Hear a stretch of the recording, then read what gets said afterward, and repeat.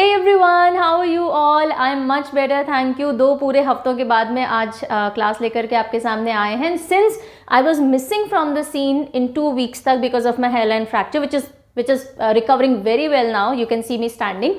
So बहुत से announcements हैं जो आज के वीडियो में मैं करूंगी, तो स्टार्टिंग के 1-2 मिनट में आपके लूंगी टू मेक दी अनाउंसमेंट और उसके बाद हम टॉपिक पे मूव ऑन करेंगे. ठीक है, सबसे पहला अनाउंसमेंट ये है कि कल है रिपब्लिक डे और कल आपके लिए बहुत सारे ऑफर्स स्टार्ट हो रहे हैं. परचम ऐप पे आप जो भी कुछ लेंगे उसमें ऑफर्स हैं, आप परचम स्टोर से जो भी लेंगे उसमें ऑफर्स हैं. तो इन सारे ऑफर्स की डिटेल मैं नहीं दे रही हूँ, आपको यूट्यूब कम्युनिटी पे सारे इंस्टाग्राम, फेसबुक, ट्विटर, टेलीग्राम, ये जितने भी सोशल हैंडल्स हैं सब पे इंफॉर्मेशन मिल जाएगी. So do check them out. Number 1.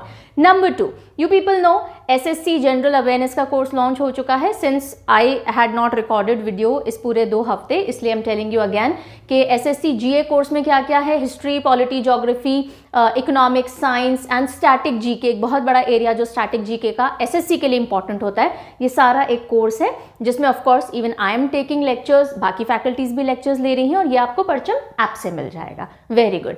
Okay, and उसके अलावा क्या इन्फॉर्मेशन है, उसके अलावा ये है कि आप में से काफ़ी सारे बच्चे पूछते हैं, जैसे ही आपको पता चला कोर्स के बारे में, क्या मैम यूट्यूब पे अब क्लासेस नहीं होंगी?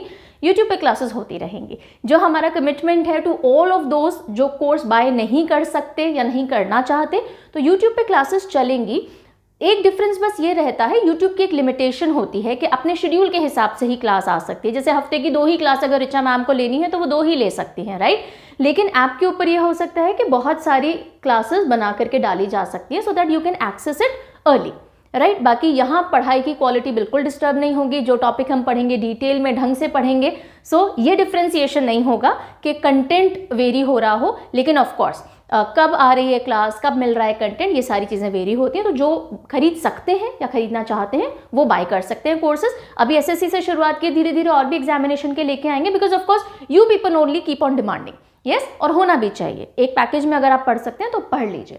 ठीक है, तो आई होप सारे डाउट्स मैंने क्लियर कर दिए हैं. कल से बहुत सारे ऑफर्स हैं तो do check them out. SSC course एक बार देख लीजिए अगर नहीं देखा है तो, और वाईटी की क्लासेस चलती रहेंगी. ठीक है, तो अब हम स्टार्ट करते हैं आज की क्लास. क्या पढ़ने वाले हैं आज? हम पढ़ेंगे nuclear power plants in India. Yes, a much demanded topic, बहुत टाइम से इसकी रिक्वेस्ट आ रही थी, न्यूक्लियर पावर प्लांट्स. तो ये पढ़ेंगे. मैप आपको दिख रहा है, थोड़ी देर के लिए आप चाहें तो मैं जूम कर देती हूँ. You can take a picture of it, नहीं तो गूगल पे इजीली मैप अवेलेबल है. ठीक है, वहाँ से आप ले सकते हो. टॉपिक की शुरुआत करें उससे पहले समझते हैं न्यूक्लियर पावर क्या होती है ना. हमेशा कॉन्सेप्ट को समझेंगे. न्यूक्लियर पावर, जब हम पावर जनरेट कर रहे हैं यानी इलेक्ट्रिसिटी प्रोड्यूस कर रहे हैं न्यूक्लियर रिएक्शन से. न्यूक्लियर रिएक्शन जो कि एटम, एक एटम होता है उसमें न्यूक्लियस होता है.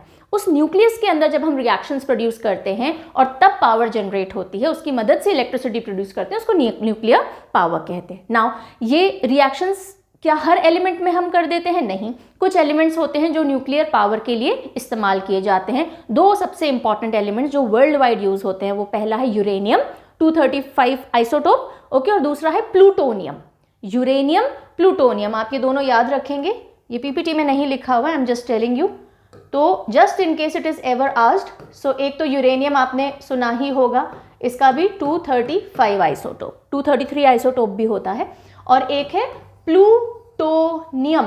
प्लूटोनियम, थोरियम से भी न्यूक्लियर एनर्जी बनाने का पूरा प्रोसेस अभी वर्ल्ड लेवल पे, कमर्शियल लेवल पे बनाने का वर्ल्ड लेवल पे अलग अलग कंट्रीज ट्राई कर रही हैं. चाइना भी ट्राई कर रहा है. तो जैसे ही हो जाएगी एक और एलिमेंट लार्ज स्केल पे ऐड हो जाएगा. इंडिया में स्मॉल स्केल पे ऑलरेडी हम थोरियम से एनर्जी बना रहे हैं, जिसमें कि हम यूरेनियम 233 आइसोटोप का भी इस्तेमाल कर रहे हैं, आगे देखेंगे. ठीक है, तो पहली चीज़ तो ये हुई कि जो एटम होता है उसका न्यूक्लियस होता है जब हम उसमें रिएक्शंस करवाते हैं और एनर्जी प्रोड्यूस करते हैं. कौन सा रिएक्शन होता है? ठीक है, न्यूक्लियर फ्यूजन से भी एनर्जी प्रोड्यूस होती है, यानी 2 न्यूक्लियस का आपस में जुड़ना. न्यूक्लियर डीके से भी होती है, न्यूक्लियर फिजन से भी होती है. नाउ तीसरी चीज़, ये एनर्जी हम कहाँ प्रोड्यूस करते हैं? तो ये हम प्रोड्यूस करते हैं न्यूक्लियर रिएक्टर्स में. न्यूक्लियर रिएक्टर्स में ये कंट्रोल्ड एनवायरनमेंट में होती है, क्योंकि न्यूक्लियर फिशन अगर आप कर दोगे तो ये अनकंट्रोल्ड एनर्जी प्रोड्यूस करता है. तो nuclear reactors, I am so sorry, या न्यूक्लियर पावर प्लांट्स, बॉडी अभी भी पूरी बैलेंस में नहीं है, हो जाएगी। सो न्यूक्लियर पावर प्लांट्स जो हैं या न्यूक्लियर रिएक्टर्स जो होते हैं, पावर प्लांट्स में बहुत से रिएक्टर्स लगे हुए होते हैं, उन रिएक्टर्स के अंदर हम कंट्रोल्ड एनवायरनमेंट में न्यूक्लियर फिशन करवाते हैं, ठीक है। तो न्यूक्लियर पावर प्लांट्स कैसे एनर्जी प्रोड्यूस करते हैं? कंट्रोल्ड न्यूक्लियर फिशन से। This will be your perfect answer, ठीक है। कंट्रोल्ड, अनकंट्रोल्ड नहीं होता। यहां तक की कहानी समझ में आ गई। नाउ आज के टॉपिक में हम सिर्फ ये नहीं पढ़ेंगे कि कौन कौन से न्यूक्लियर पावर प्लांट्स हैं और इंडिया में कहाँ कहाँ हैं, है ना, वो तो हम पढ़ेंगे, एग्जाम में आता ही है, लेकिन हम थोड़ा हिस्टोरिकल बैकग्राउंड भी देखेंगे बिकॉज क्वेश्चंस यहाँ से भी देखे जाते हैं, ठीक है। तो father of nuclear energy India में किसे कहा जाता है, किस तरह से न्यूक्लियर जो पूरा एनर्जी सेटअप है इंडिया में वो कब शुरू हुआ, कैसे कैसे डेवलप हुआ और आज तक की कहानी थोड़ी सी हम ब्रीफिंग देखेंगे। उसके अलावा हम ये भी देखेंगे सबसे पहला न्यूक्लियर पावर प्लांट कौन सा था, न्यूक्लियर रिएक्टर सबसे पहला कौन सा था, सबसे ज़्यादा प्रोडक्शन न्यूक्लियर एनर्जी का कहाँ हो रहा है इंडिया में, कौन से पावर प्लांट में, ये सारी बातें भी हमें करनी है, ओके। और उसके बाद हम एक एक करके न्यूक्लियर पावर प्लांट्स को भी डिस्कस करेंगे। स्टार्ट करें जी, चलिए। तो हिस्टोरिकल बैकग्राउंड, सबसे इंपॉर्टेंट पॉइंट या एक व्यक्ति जो कि पूरे nuclear and atomic research program of India को जन्म देते हैं, उनका नाम है होमी जे भाभा या होमी जहांगीर भाभा, ठीक है। तो होमी भाभा जो हैं, पॉपुलरली कहा जाता है, ये architect of Indian atomic energy program, atomic energy बोलिए, father of nuclear research in India, ये दोनों इन्हीं को कहा जाता है, ठीक है। तो ये आप हमेशा ध्यान रखेंगे। होमी भाभा, होमी जे भाभा जो हैं वो nuclear and atomic program in India से जुड़े हुए हैं सबसे मुख्य रूप से। He was the one who envisioned it. और इनके साथ साइमल्टेनियसली जवाहरलाल नेहरू जी जो उस समय प्राइम मिनिस्टर थे, इन दोनों के म्यूचुअल एफर्ट्स थे जिसकी वजह से इंडिया न्यूक्लियर पावर्स में शामिल हो पाया। चलिए, शुरुआत हो पाई। फिर न्यूक्लियर रिसर्च इन इंडिया शुरुआत जब हुई, जब होमी भाभा जी ने स्टार्ट किया, तो सबसे पहला रिसर्च इंस्टीट्यूशन कौन सा बना, बिकॉज कहीं ना कहीं तो रिसर्च की जाएगी इसके ऊपर। सो न्यूक्लियर रिसर्च इंडिया में स्टार्ट हुई Tata institute of fundamental research, that is TIFR के साथ में। तो सबसे पहला न्यूक्लियर रिसर्च इंस्टीट्यूशन कौन सा खुला, आपसे पूछ लिया जाए कहाँ खुला, पूछ लिया जाए तो it is Tata institute of fundamental research. और ये कब खुला था? 1945, यस, ठीक है। तो जब वर्ल्ड वॉर 2 चल रहा था उसी टाइम पे एनविजनिंग चल रही थी कि हमें तो न्यूक्लियर पावर बनना है, क्योंकि कहीं ना कहीं इंडिया को ये फील आ गया था कि हम इंडिपेंडेंट तो हो जाएंगे। जिस हिसाब से ब्रिटेन की पूरी हालत अभी चल रही है, इतना प्रेशर क्रिएट हो चुका है, सो इंडिपेंडेंस तो मिलेगी, तो हम अब इंडिया को ग्रो करने की तैयारी अभी से करने लगे। तो होमी भाभा और जवाहरलाल नेहरू जी साथ में दोनों विजन कर रहे थे इन चीज़ों को। और सबसे पहला जो न्यूक्लियर रिसर्च सेंटर या इंस्टीट्यूशन बना, that was Tata institute of fundamental research, okay. अब यहीं पे आ जाता है आपके लिए पहला क्वेश्चन। दे दें क्वेश्चन, बताइए ये कहां पर है?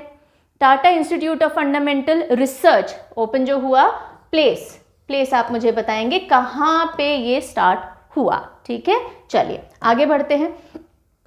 अब कहानी आगे बढ़ी। अभी तो चलो 2 इंसान सोच रहे हैं, एक रिसर्च इंस्टीट्यूट खोल लिया, लेकिन अब कोई कमिटी चाहिए, कोई डिपार्टमेंट चाहिए इस पूरे प्रोग्राम को आगे बढ़ाने के लिए।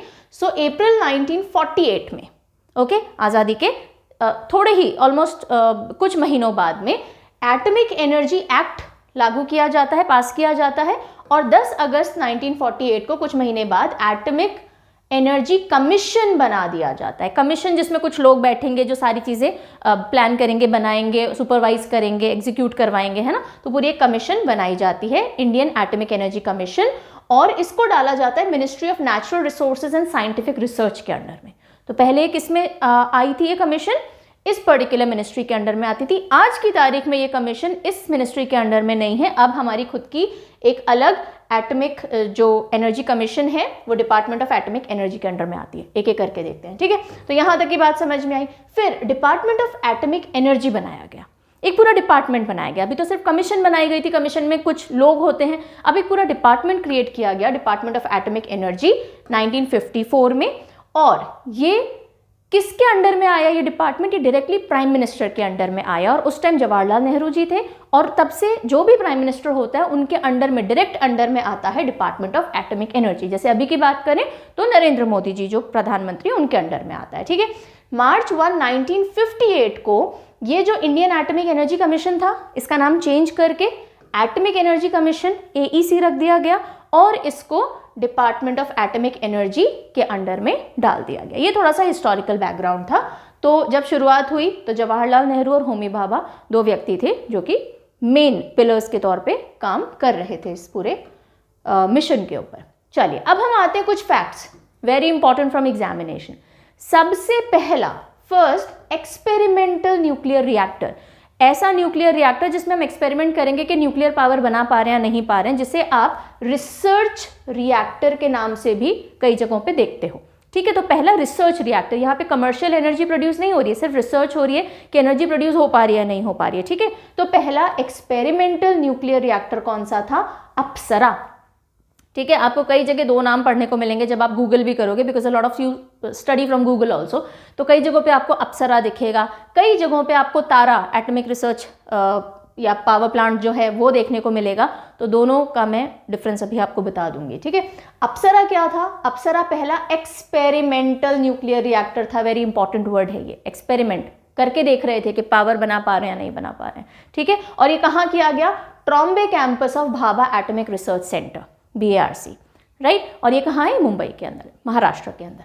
ओके, सो इसमें हमने इंडिजिनसली बिल्ड किया, यानी इंडिया में खुद से इसको बिल्ड किया और कमीशन इन 1956। कमीशन का मतलब होता है तैयार हो गया, 1956 में ये रेडी हो चुका था। और अप्सरा बनाने के साथ ही, दैट इज ये एक्सपेरिमेंटल न्यूक्लियर रिएक्टर बनाने के साथ ही हम इंडिया फर्स्ट एशियन कंट्री बन गई थी outside the erstwhile Soviet union. ठीक है, सोवियत यूनियन के बाद पहली एशियन कंट्री कौन सी बन गई थी? इंडिया, जिसने खुद का डिजाइन और बिल्ड किया हो न्यूक्लियर रिएक्टर। ये बहुत बड़ी बात थी हाल ही में आजाद हुए एक देश के लिए। ओके, फिर दूसरा पॉइंट कामिनी। कामिनी जो कि एक एब्रीवेटेड सॉर्ट ऑफ वर्जन है, कलपक्कम मिनी रिएक्टर। कलपक्कम मद्रास के अंदर अभी भी एक न्यूक्लियर पावर प्लांट है, लेकिन ये मिनी रिएक्टर है। This is different, mini reactor, छोटा। Okay, so first reactor in the world operating with 233 uranium fuel. मैंने आपको बताया यूरेनियम के आइसोटोप्स हैं, 235 आइसोटोप है जो कि मेजरली यूज किया जाता है दुनिया में for nuclear reaction and power production. ये है 233 आइसोटोप। जब थोरियम से बिजली बनाने की कोशिश की जाती है तो यूरेनियम 233 एक साइड एलिमेंट की तरह क्रिएट होता है और उसको यूज करके वापस से एनर्जी बनाई जा रही है, ऐसा कुछ पूरा प्रोसेस होता है। तो कामिनी पहला, दुनिया का पहला, वर्ल्ड का पहला first reactor in the world जो कि यूरेनियम 233 फ्यूल को यूज करके एक छोटे लेवल पे, ग्रैंड लेवल पे नहीं बना पा रहे एनर्जी, छोटे लेवल पे एनर्जी बनाता है, प्रोजेक्ट बेस्ड एनर्जी बनाता है। ठीक है, सो इसका फुल फॉर्म है कलपक्कम मिनी रिएक्टर। और ये कहाँ पर है? ये Indira Gandhi centre for atomic research, Kalpakkam, Tamil Nadu, Tamil Nadu के अंदर है। ठीक है, चलिए ये पॉइंट भी क्लियर हुआ। उसके बाद फिर हम आ जाते हैं कमर्शियल एनर्जी हमने सबसे पहले कौन से न्यूक्लियर पावर प्लांट के अंदर बनाई? तो तारापुर, तारापुर के अंदर ये बनी है। First nuclear power project was commenced. अब अगर आपसे पूछ लिया जाए न्यूक्लियर पावर प्रोजेक्ट, ओके, तो ये प्रोजेक्ट है ना, जिसमें न्यूक्लियर पावर बनाई जा रही है। फर्स्ट न्यूक्लियर पावर प्रोजेक्ट या first commercial nuclear power project या न्यूक्लियर पावर प्लांट, तो आपका आंसर आएगा तारापुर, जो कि महाराष्ट्र के अंदर है। ठीक है, लेकिन अगर पहला रिसर्च रिएक्टर, ये रिएक्टर है, ये प्लांट नहीं है, ओके, या एक्सपेरिमेंटल न्यूक्लियर रिएक्टर, तो आंसर अप्सरा आएगा। दोनों में क्लियर हो गया? चलिए, सो पहला न्यूक्लियर पावर प्रोजेक्ट जो था वो तारापुर महाराष्ट्र में, 2 रिएक्टर्स थे यहाँ पे, TAPS 1 and 2। TAPS क्या है? Tarapur atomic power station. Okay, 1964 में ये शुरू हुआ, 1965 में कंप्लीट हो गया। कुछ एग्जाम्स होते हैं जो ईयर पे भी फोकस कर लेते हैं, इसलिए हम वो सब लेते चल रहे हैं। जब हम यूट्यूब पे पढ़ते हैं, किसी एक पर्टिकुलर एग्जाम को बहुत स्पेसिफिकली टारगेट नहीं करते। आप अगर कॉम्पिटिटिव एग्जाम की तैयारी कर रहे हो, ये टॉपिक अगर आपके सिलेबस का पार्ट है, जो कि होगा ही, ये किसी एग्जाम से दूर नहीं रहता, तो आपको ये सारी जानकारी पता होनी चाहिए। ठीक है, अगर आप UPSC की तैयारी करोगे तो आपको कुछ एक टॉपिक और फर्दर में जाना पड़ेगा, जैसे कि आपको पूरा प्रोसेस एक बार ब्रीफिंग समझनी पड़ेगी कि कैसे न्यूक्लियर पावर बनता है। 3 स्टेज प्रोसेस होता है, वो कौन से 3 स्टेजेस हैं। ठीक है, तो वो आपको फर्दर पढ़ना पड़ेगा। बाकी सारे एग्जाम के लिए जो भी मैं बता रही हूँ, this is more than enough, sufficient. Okay, चलिए, सो ये तो बात हो गई पहला nuclear power project Tarapur Maharashtra, 1969। आपको ये साल ध्यान रखना होता है जब ये फंक्शनल हुआ, ऑपरेशनल हुआ। फिर हम बात करते हैं फर्स्ट PHWR प्रोजेक्ट। PHWR क्या है? वो यहाँ पे लिखा हुआ है, प्रेशराइज्ड हैवी वाटर रिएक्टर। अब मैं आपको पहले तो ये बता देती हूँ कि ये पावर बनती कैसे। ठीक है, इलेक्ट्रिसिटी जनरेट कैसे होती है? हमने बोला आप एटम का फिशन करते हो, तोड़ते हो उसको और बहुत सारी एनर्जी प्रोड्यूस हुई। अब इस एनर्जी का क्या करोगे? इस एनर्जी को यूज किया जाता है पानी को गर्म करने के लिए, तो वाटर कूलेंट की तरह काम करता है। ठीक है, इसको कंट्रोल एनवायरनमेंट में किया जाता है। ये एनर्जी पानी को गर्म करती है, भाप बनाती है और ये भाप फिर टर्बाइंस हिलाती हैं और इलेक्ट्रिसिटी प्रोड्यूस करती हैं। ठीक है, तो water is a necessary element in nuclear power reactors या पावर प्लांट्स। ओके, अब कुछ पावर प्लांट्स होते हैं जो कि हैवी वाटर रिएक्टर्स होते हैं, यानी कि ये वाटर का हैवी फॉर्म ड्यूटीरियम इस्तेमाल करते हैं। नॉर्मल वाटर H2O इस्तेमाल नहीं करते, ये ड्यूटीरियम ऑक्साइड इस्तेमाल करते हैं जिसे D2O लिखा जाता है। ठीक है, हैवी वाटर। तो पहला, इंडिया का पहला heavy water nuclear power plant या फिर आप इसको बोलेंगे pressurized heavy water reactor, okay, तो वो कहाँ पे हुआ? रावत भाटा, राजस्थान के अंदर। ठीक है, चंबल नदी के पास में। तो ये आपको समझना चाहिए। अब तक आई होप आपको क्लियर हो जाएगा कि न्यूक्लियर पावर प्लांट्स पानी के आसपास बनाए जाते हैं, या तो किसी नदी के पास बनेंगे या सी या कोस्ट के पास बनेंगे। ठीक है, why? Because they need water. Water होगा तो ये न्यूक्लियर एनर्जी पानी को भाप में कन्वर्ट करके और फिर इलेक्ट्रिसिटी प्रोड्यूस करती है, राइट? सो आई होप यहां तक भी क्लियर है। So this water acts as coolant, है ना, on neutron moderator. Fine. So सबसे पहला PHWR प्रोजेक्ट रावत भाटा, सबसे पहला कमर्शियल प्रोजेक्ट तारापुर महाराष्ट्र, सबसे पहला एक्सपेरिमेंटल रिएक्टर अप्सरा, है ना। चलिए फिर हम आते हैं सबसे ज़्यादा कैपेसिटी न्यूक्लियर पावर की कहाँ प्रोड्यूस हो रही है आज की तारीख में इंडिया में? तो ये बिल्कुल साउथ में, तमिलनाडु में, अभी हम मैप पे भी देखेंगे। Kundankulam nuclear power, Kudankulam, not Kundankulam, Kudankulam nuclear power highest capacity nuclear power plant है इंडिया में आज की तारीख में, कुडनकुलम। ठीक है, सबसे ज़्यादा कैपेसिटी है इसकी पावर प्रोड्यूस करने की। यहाँ तक कोई इशू नहीं? चलिए, अब कोई ना कोई एक ऐसी कंपनी होती है सरकार की जो कि उस पर्टिकुलर एरिया को देख रही होती है ना।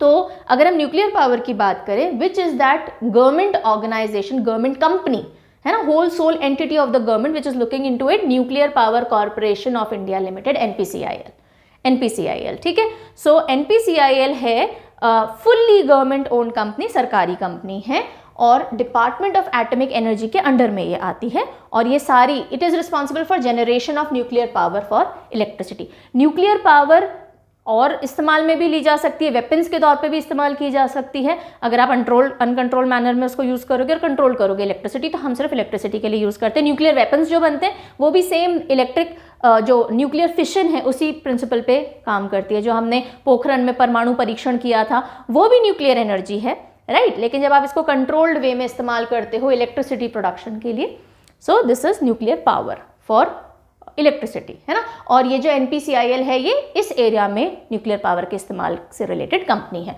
कहाँ पर है लोकेटेड? हेड ऑफिस मुंबई के अंदर। CMD chairman and managing director change हो चुके हैं। इंचार्ज अभी for the time being incharge हैं कौन? मुकेश सिंघल, मुकेश सिंघल। चलिए अब हम आते हैं न्यूक्लियर पावर इन इंडिया और अब हम अलग अलग रिएक्टर्स की पावर प्लांट्स की बात करेंगे। उससे पहले देख लेते हैं कि न्यूक्लियर पावर जो है इंडिया में वो 5th लार्जेस्ट सोर्स है इलेक्ट्रिसिटी प्रोडक्शन का।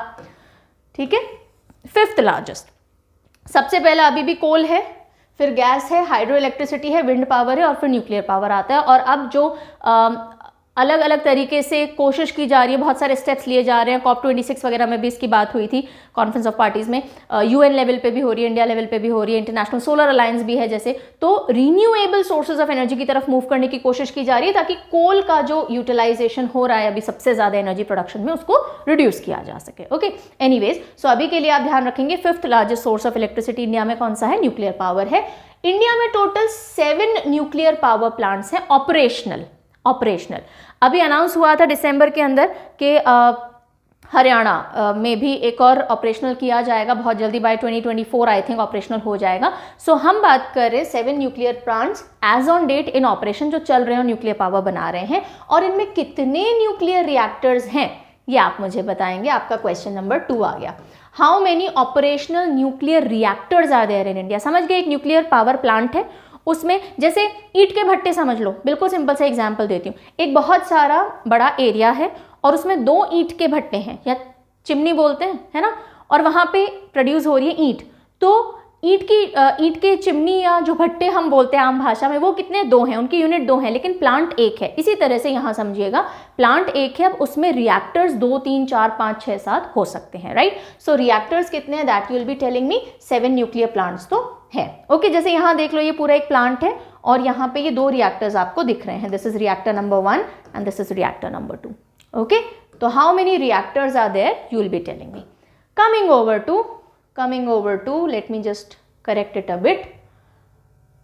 So coming over to the nuclear power stations या nuclear power plants, 7 सिंपल है, पर हमें देखने हैं। देखो ये मैप है, यहाँ पे देख लो सबसे पहले। ओके, तो सबसे नॉर्थ में अभी है उत्तर प्रदेश में, है ना। उत्तर प्रदेश में एक न्यूक्लियर पावर प्लांट है, Narora atomic power station, Narora atomic power station. तो आपको उत्तर से रो रहा है ना, कोई रो रहा है, आप बोल रहे थे क्यों रो रहा है, उत्तर दे तो दिया तूने एग्जाम में। नरोरा पावर स्टेशन कहाँ है, एटॉमिक पावर स्टेशन पूछा था, तूने उत्तर प्रदेश लिखा, एकदम सही है, क्यों रो रहा है, बस हो गया, उत्तर दिया है, ना रो भाई, नरोरा उत्तर प्रदेश में है। फिर आप आ जाइए यहाँ पे राजस्थान में चंबल नदी, जो कि एमपी से भी होती हुई यहाँ से जाती है ना। सो चंबल नदी के पास में बना हुआ है कौन सा, राजस्थान एटॉमिक पावर स्टेशन। इसको रावत भाटा में है ये, तो रावत भाटा न्यूक्लियर पावर प्लांट भी बोल देते हैं कई बार, but it is Rajasthan atomic power station. ठीक है, राजस्थान में तो राजस्थान आ ही रहा है, रावत भाटा पूछ लिया जाए तो ध्यान रखना साहब, है ना। तो रावत भाटा सीधे याद रखो, मैं तो राजस्थान को बिलोंग करती हूँ इसलिए मुझे कोई प्रॉब्लम नहीं है। आप सीधे आर से राजस्थान है, आर से रावत भाटा है, ऐसे थोड़ा सा हिंट ले लीजिएगा। चलिए फिर गुजरात में हम आ जाते हैं, तो ये रहा गुजरात में Kakrapar atomic power plant. Okay, Kakrapar.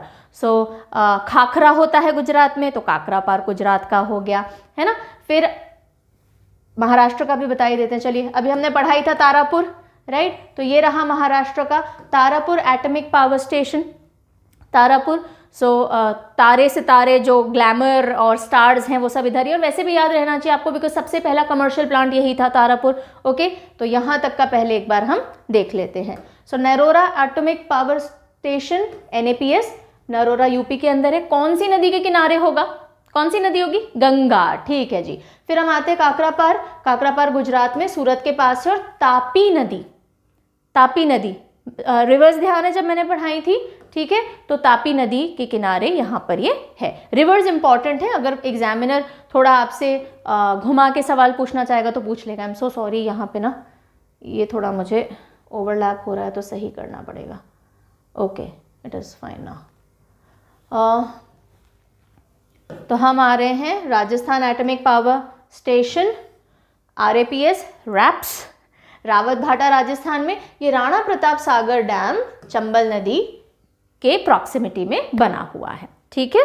उसके बाद हम आते हैं Tarapur atomic power station, taps बोलते हैं इसको। ये तारापुर महाराष्ट्र में है, और देखो ये कोस्टल एरिया में ही पड़ता है ना। कोस्टल एरिया या तो कोस्ट के पास होगा या किसी नदी के पास होगा, हमने पहले भी बात की थी। अगली स्लाइड पे आ जाते हैं और हम चलते हैं कर्नाटका। ये देखो यहाँ पे कायगा या कैगा जनरेटिंग स्टेशन KGS, और कायगा कर्नाटका के अंदर है। ओके, जैसे यूजली लोग नाटक करते हैं कुछ खाने में, खाएगा नाटक कर रहा है, खाएगा नाटक कर रहा है, तो कायगा, है ना, काएगा, तुम काएगा नहीं काएगा, नाटक कर लो, हम खा लेता है ना, like that you can learn it. So ये काली नदी के पास में है, काली नदी। ओके, वैसे तो कोस्टल एरिया भी पड़ जाते हैं, एंड रिवर इसकी प्रॉक्सिमिटी में कौन सी है, काली। ओके, तो बस ठीक है, थोड़ा जल गया होगा कुछ खाना तो बोल रहा है नहीं काला है, हम नहीं खाएगा, हाँ नाटक कर रहा है। छोटे छोटे हिंट चाहिए, बाकी कुछ नहीं चाहिए आपको। मैड्रास एटॉमिक पावर स्टेशन जो कि कलपक्कम, चेन्नई, तमिलनाडु के अंदर है, ठीक है। तो ये रहा Madras atomic power station, Kalpakkam के अंदर है और तमिलनाडु में है। और उसके बाद कुदनकुलम न्यूक्लियर पावर स्टेशन सबसे सदर्न मोस्ट है, तमिलनाडु में ही है, और तिरुनेलवेली तमिलनाडु के अंदर, और ये सबसे ज़्यादा मैक्सिमम पावर जनरेशन कैपेसिटी वाला न्यूक्लियर पावर प्लांट है। And with this yes we are done with this topic. ये छोटा सा टॉपिक है, इससे छोटे छोटे इंपॉर्टेंट फैक्ट्स पूछे जा सकते हैं आपसे या फिर न्यूक्लियर पावर प्लांट कौन सा कहाँ पे या कौन सी नदी के प्रॉक्सिमिटी में, दैट इज इट। सो बहुत सिंपल सा टॉपिक था। आज से ही मैं एक्टिव हुई हूँ रिकॉर्ड करना, तो अब आपको जो एसएससी कोर्स है उसमें जो पूरा स्टैटिक पोर्शन है that I will be taking, mnemonics की थोड़ी बहुत हेल्प भी उसमें आपको देंगे और चीज़ें याद करवाते चलेंगे, बिकॉज काफ़ी सारा एरिया ऐसा है जो कि स्टैटिक जीके से पूछा जाता है। ओके, तो उस कोर्स के अंदर क्या क्या आपको मिल रहा है मैं फटाफट से ब्रीफ कर देती हूँ। आपको सारे वीडियो लेक्चर्स रिकॉर्डेड मिलेंगे ताकि आपका टाइम वेस्ट ना हो, लाइव क्लासेस में बहुत टाइम जाता है। रिकॉर्डेड एकदम क्रिस्प आपको चीज़ें मिलेंगी। कोई प्रॉब्लम हो तो आप कमेंट करके पूछ सकते हैं। आपको 3 साल के सॉल्व्ड PYQs सब्जेक्ट वाइज मिलेंगे, हिस्ट्री के एक साथ, ज्योग्राफी के एक साथ, साइंस के एक साथ, सारे स्टैटिक के एक साथ, करंट अफेयर्स के एक साथ। तो इससे आपकी तैयारी बहुत क्रिस्प हो जाती है, आपको पता होता है अच्छा हिस्ट्री में से इस तरह के सवाल आ रहे हैं, हम उसी तरह की तैयारी करें। ओके, एंड ऑफकोर्स सारे PDFs एंड नोट्स आपको मिलेंगे, आप ऑनलाइन कभी भी एक्सेस कर सकते हो, प्रिंट आउट भी ले सकते हो। ओके, यहाँ भी पढ़ेंगे, वहाँ भी आज से मैं अपने लेक्चर्स डालना शुरू करूँगी, मोस्ट प्रॉब्ली कल से, रादर आज रिकॉर्ड करूँगी। सो कल से आपको स्टैटिक जीके में मेरे लेक्चर्स मिल जाएंगे, बाकी सारे लेक्चर्स वहाँ अवेलेबल हैं। So on this note I take your leave, take very good care of yourself, bye bye.